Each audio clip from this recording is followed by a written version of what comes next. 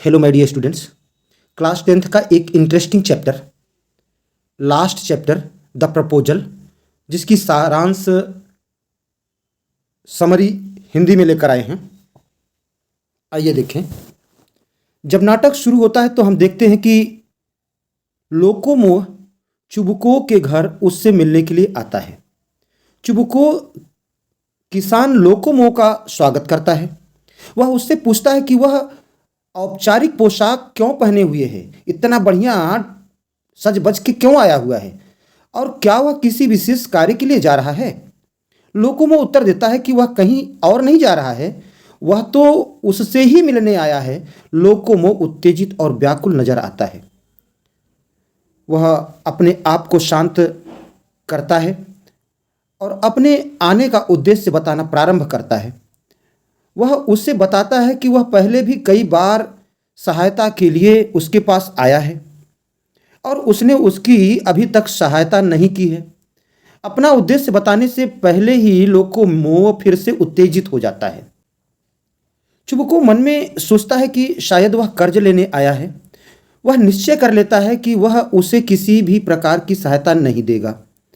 लोकोमो एक बार फिर चुबुको को अपने उद्देश्य के बारे में बताना चाहता है, लेकिन फिर वह दोबारा से उत्तेजित हो जाता है।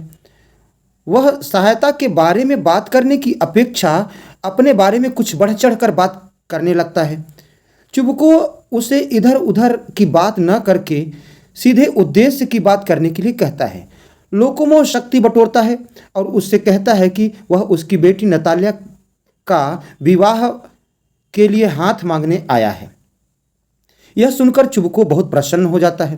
वह नतालिया को बुलाने के लिए अंदर जाने लगता है, परंतु उससे पहले ही लोकोमो उससे पूछता है कि क्या नतालिया इसकी स्वीकृति देगी, क्या वह शादी के लिए राजी होगी। चुबुको उसे उत्तर देता है कि वह उस जैसे अच्छे लड़के को तुरंत ही स्वीकार कर लेगी। लोकोमो कमरे में अकेले रह जाता है। उसका शरीर उत्तेजना से कांप रहा है। वह अपने वर्तमान जीवन के बारे में सोचना शुरू कर देता है।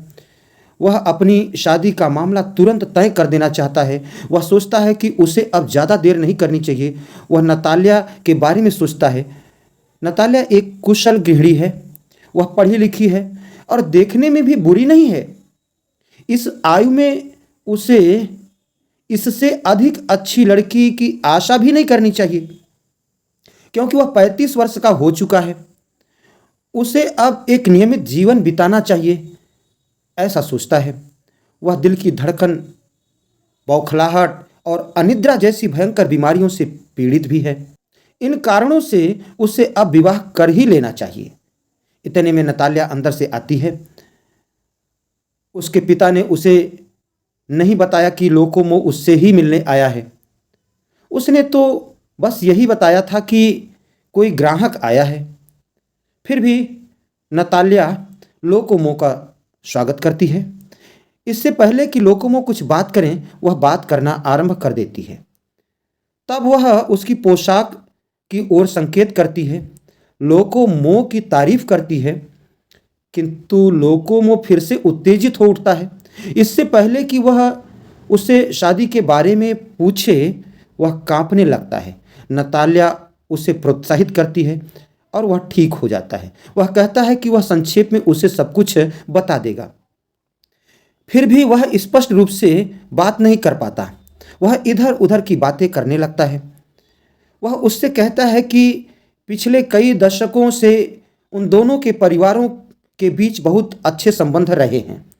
उनकी संपत्तियां भी साथ साथ हैं। उनके चारागाहें उनके भोजपत्र के वनों को छूती हैं, पास में ही हैं। नतालिया इस बात का विरोध करती है। वह कहती है कि वे चारागाहें तुम्हारी नहीं हैं, वो तो मेरी हैं। दोनों उस संपत्ति पर अपना अपना अधिकार जमाना चाहते हैं। इन चारागाहों की मालकियत के प्रश्न पर दोनों में झगड़ा आरंभ हो जाता है। दोनों बहुत जोर से एक दूसरे पर चीखते चिल्लाते हैं। वे किसी भी प्रकार शांत नहीं होते। तभी चुबुको अंदर से आता है और उन्हें झगड़ता हुआ देखता है। वह बड़ा हैरान होता है, परंतु जब उसे पता चलता है कि वे दोनों चारागाहों के स्वामित्व पर झगड़ रहे हैं तो वह भी क्रोधित हो उठ जाता है और उन्हें शांत करने की अपेक्षा वह भी लड़ने लगता है। वह चारागाहों के स्वामित्व का दावा करता है। वह न केवल लोकोमोह बल्कि उसके परिवार के सदस्यों के लिए भी अपमानजनक शब्दों का प्रयोग करता है। लोकोमोह के दिल की धड़कन बढ़ जाती है और वह अत्यधिक अशांत हो उठता है। लोकोमोह कमरे से बाहर चला जाता है। चुबको कहता है कि इस मूर्ख लोकोमोह को उसकी बेटी के सामने शादी का प्रस्ताव रखने का साहस कैसे हुआ। जैसे ही नताल्या यह बात सुनती है उसे बड़ा गहरा सदमा पहुंचता है। वह मूर्छित बेहोश सी हो जाती है और रोने लगती है। वह अपने पिता से कहती है कि वह लोकोमोह को वापस बुलाए।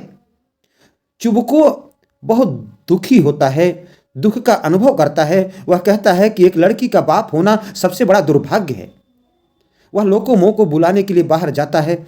लोकोमोह दोबारा से कमरे में प्रवेश करता है। नताल्या सोचती है कि इस बार वह उसे फिर से नाराज नहीं करेगी। वह उसे प्रसन्न करने का प्रयत्न करती है। वह कहती है कि ये चारागाहें तुम्हारी ही हैं, अर्थात उसकी ही हैं। वह इस विषय को बदलना चाहती है ताकि लोकोमोह उसके सामने शादी का प्रस्ताव रख सके, परंतु लोकोमोह अभी भी स्वस्थ नहीं है। उसे अभी भी घबराहट अनुभव हो रही है। वह मतलब की बात नहीं करता। लोकोमोह अपने कुत्ते गेस, जिसे उसने 125 रूबल में खरीदा है, की तारीफ करना आरंभ कर देता है, परंतु नताल्या भी कम नहीं है। नताल्या कहती है कि उसका कुत्ता स्क्वीजर, जिसे उसने 85 रूबल में खरीदा है, लोकोमोह के कुत्ते गेस से कहीं अधिक अच्छा है। दोनों ही अपने अपने कुत्तों के गुणों का वर्णन करने लगते हैं। वे इस विषय पर झगड़ना शुरू कर देते हैं। वे फिर से एक दूसरे पर चीखना चिल्लाना शुरू कर देते हैं। इसी बीच चुबको आ जाता है। उनके झगड़े को समाप्त करने की अपेक्षा वह भी झगड़ने लगता है। इस मतभेद में लोकोमोह की तबीयत खराब हो जाती है और वह बेहोश होकर कुर्सी पर गिर जाता है। दोनों पिता पुत्री समझते हैं कि वह मर गया है। नताल्या विलाप करने लगती है क्योंकि उसके विवाह का अवसर चला जा रहा है, विवाह का पल बीता जा रहा है। कुछ ही देर पश्चात लोकोमोह होश में आता है। चुबको लोकोमोह से कहता है कि नताल्या विवाह के लिए तैयार है, इसलिए वह उससे शादी कर ले। नताल्या भी अपनी सहमति प्रकट करती है। चुबको भी एक भी पल गंवाता नहीं और उन दोनों के हाथ को मिला देता है। वह उन दोनों को एक दूसरे का चुंबन लेने के लिए कहता है, परंतु शीघ्र ही वे दोनों फिर से झगड़ने लगते हैं। वे अपने अपने कुत्तों की विशेषताओं पर वाद विवाद करने लग जाते हैं। चुबको उन्हें फिर से शांत कराने का प्रयत्न करता है और इसके साथ ही नाटक समाप्त हो जाता है, पर्दा गिर जाता है। उम्मीद करता हूं कि इस चैप्टर को समझने में ये समरी सारांश आपके लिए मददगार साबित होगी और अच्छा लगे तो लाइक करें, सब्सक्राइब करें।